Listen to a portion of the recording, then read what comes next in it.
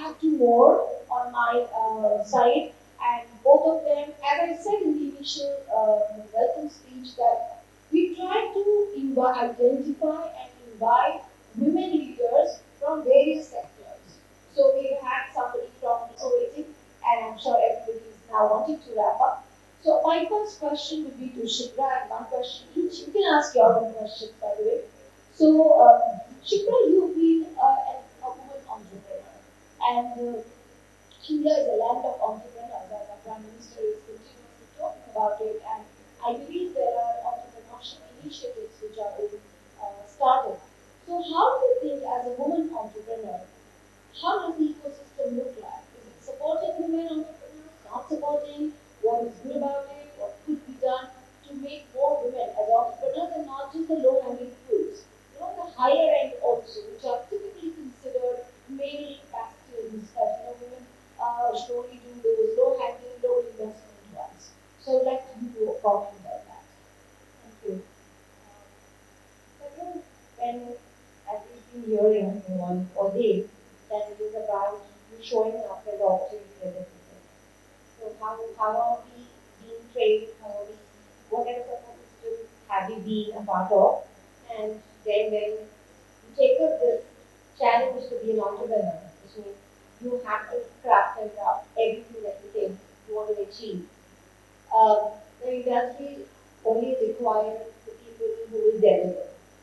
It doesn't really see if it is a male or a female, right? So, it is in my experience, it has always been how good are you at your job?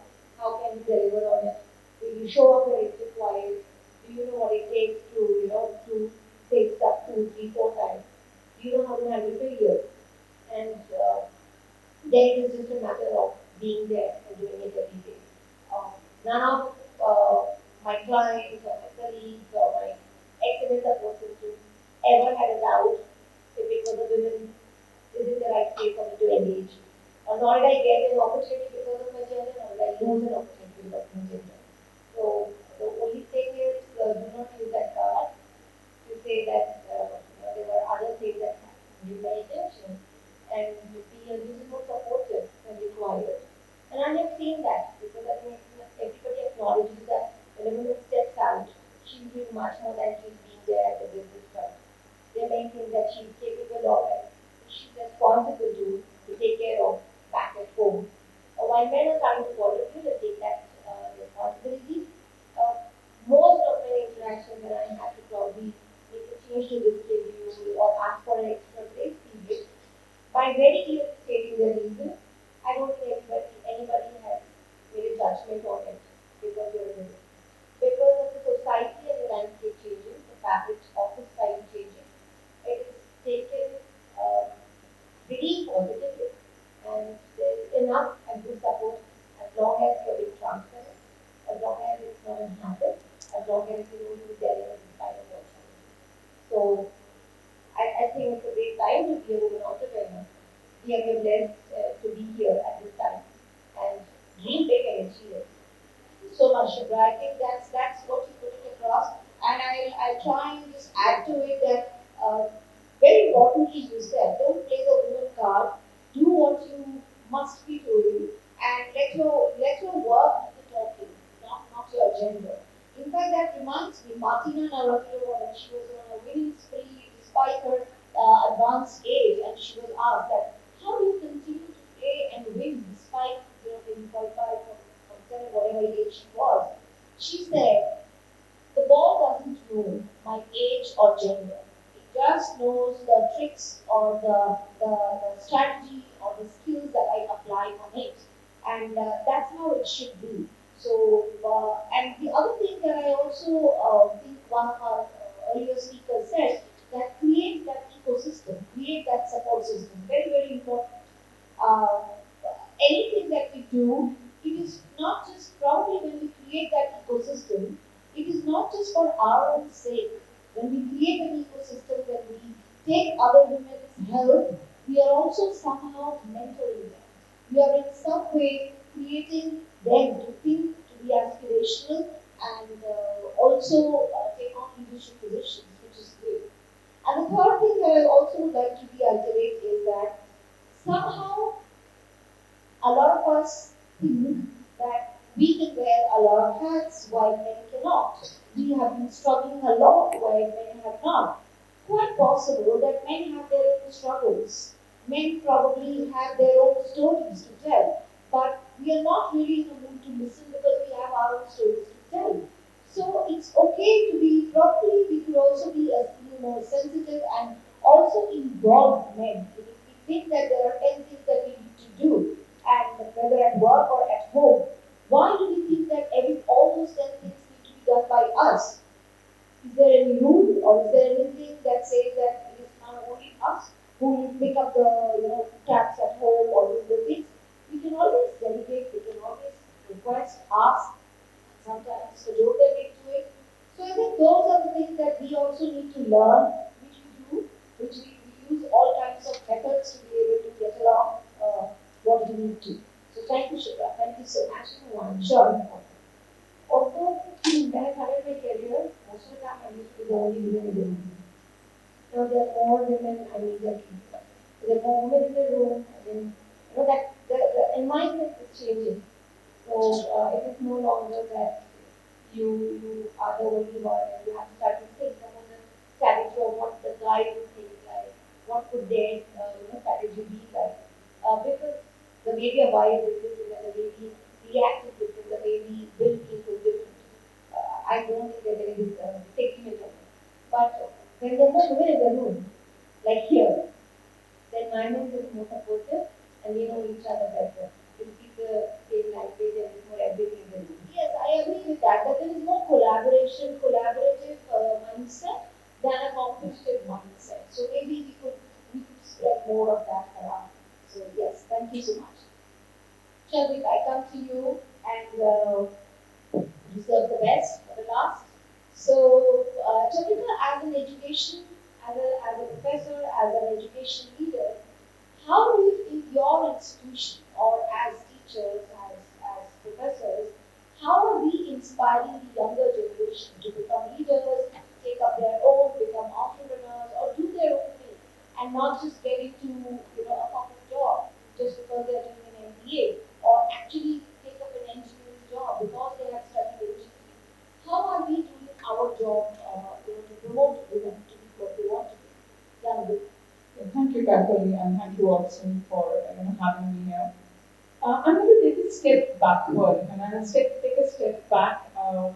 We've been talking of the formal spaces. And I think Dr. Master spoke about the informal spaces, which are very much part of our ecosystem. We are part as educators, we're not outside society.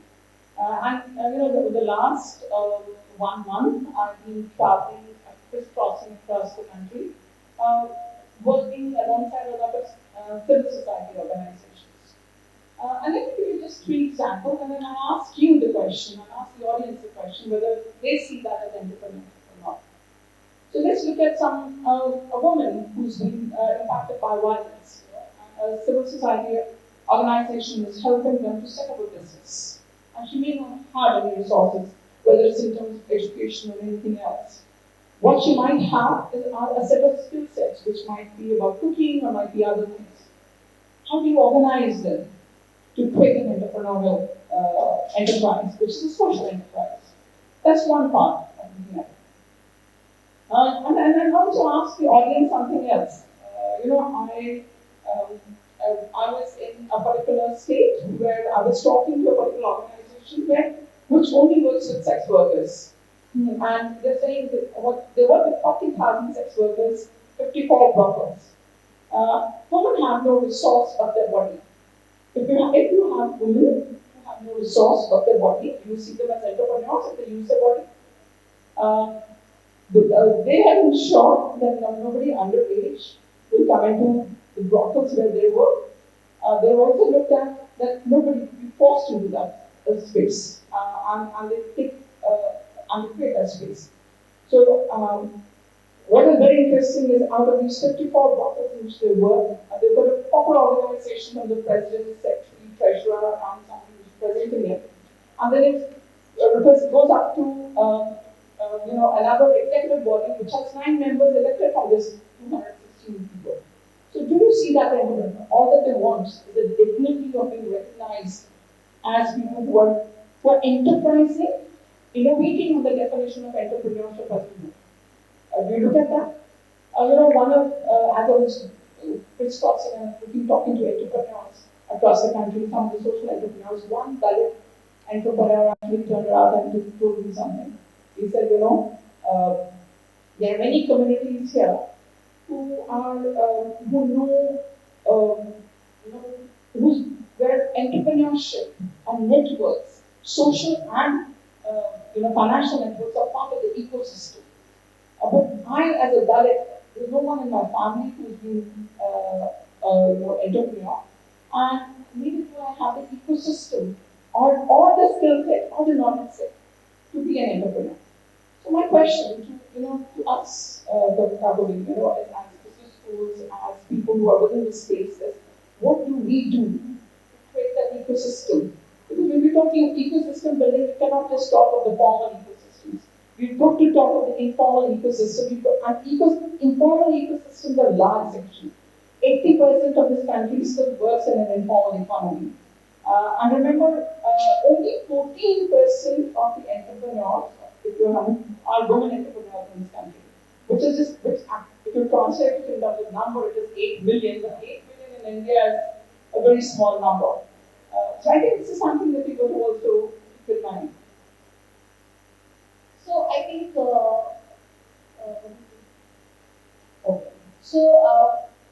very pertinent questions, Chandrika, that when we are looking at entrepreneurship or ecosystems, we need to go deeper into it and not just look at it from a short-term perspective, but also from a long-term perspective in terms of how do we continue to support them. First of all, how do we inspire them, and then how do we support them, and then thirdly, how do we continue to support them? Only if we are able to do this, we will be able to take people along. Otherwise, what generally happens is that we are addressing the top layer, and that top layer gets finer and finer. So that top layer, if I have to support 5 women, I will look for 5 women who probably look like me, think like me, or who are in my own ecosystem, and I will support. Maybe they will be a little younger, and maybe I will support my own household or something. But then we don't go deeper into how do we make this sustainable. Maybe we help them with a little bit of money, and that will be the end of it. But it doesn't work like that unless we are committed to it. Having said that, I say this at every platform that I go to, that it is very, very important that all of us, all the different stakeholders, whether it is the corporate, whether it is the academicians, whether it is students, whether it is NGOs, all of us need to collectively work on this. So what Dr. Chandrika talked about is that she worked with NGOs and she's seeing what they're doing. The NGOs are doing their own thing. Maybe they're going to some of the companies and asking for some CSR fund. So that CSR fund goes there and they work with a certain society, leave it at that. Education institutions like us, we teach our students that this is what needs to be done. They pass out of the college and that's the end of it. We all need to work together to be able to make a difference. Whatever big, small, we'll be able to, but that has to be done in conjunction with each other, not in our own separate silos. So I hope that message, we are able to internalize that message, and we are also able to work on that message. So with that, I would like to thank both Shubhra and Chandrika. Thank you so much for your comments. Thank you for being here, and thank you for adding so much value to this program. Chandrika, we always look up to you, and we try and share what we are doing in the school, but we always want to do more, and we have more association. Shilpa, we would love to invite you and talk to our students and see what else we could do together. Thank you so much.